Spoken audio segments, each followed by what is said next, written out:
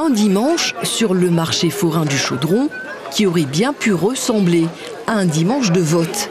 Avant ou après la messe, les familles viennent y faire leur plein de légumes et de fruits frais, surtout les femmes. Des femmes qui aujourd'hui peuvent aller dans un isoloir, couler un bulletin, mais aussi figurer sur une liste électorale grâce à l'ordonnance du 21 avril 1944.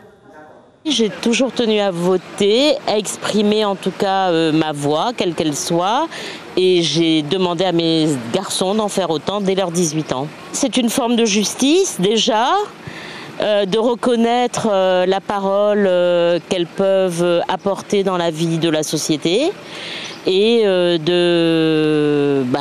ça fait partie de l'égalité. C'est une très bonne avancée, mais bien sûr, nous l'avons eu des avancées, nous l'avons eu des droits. Quoi de mieux? C'est pour ça qu'il faut toujours continuer. Et vous votez depuis quel âge? Depuis l'âge de 18 ans.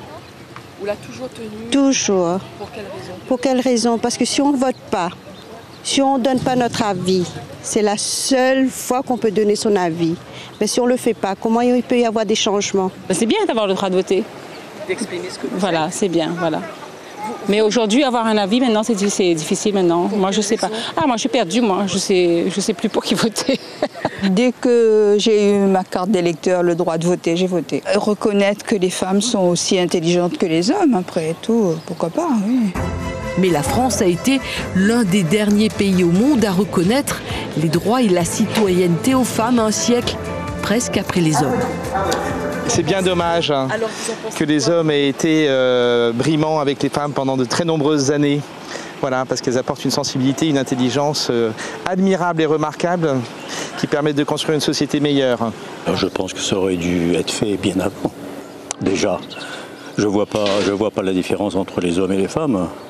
C'est vrai que c'était pas la même mentalité en ce temps-là, bien sûr, hein, mais il n'y a pas de différence, donc pour moi c'est tout à fait normal.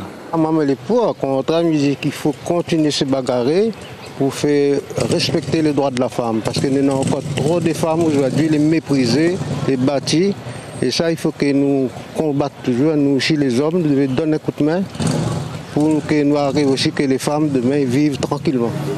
À La Réunion, les femmes ont voté pour la première fois comme dans l'Hexagone au municipal de 1945.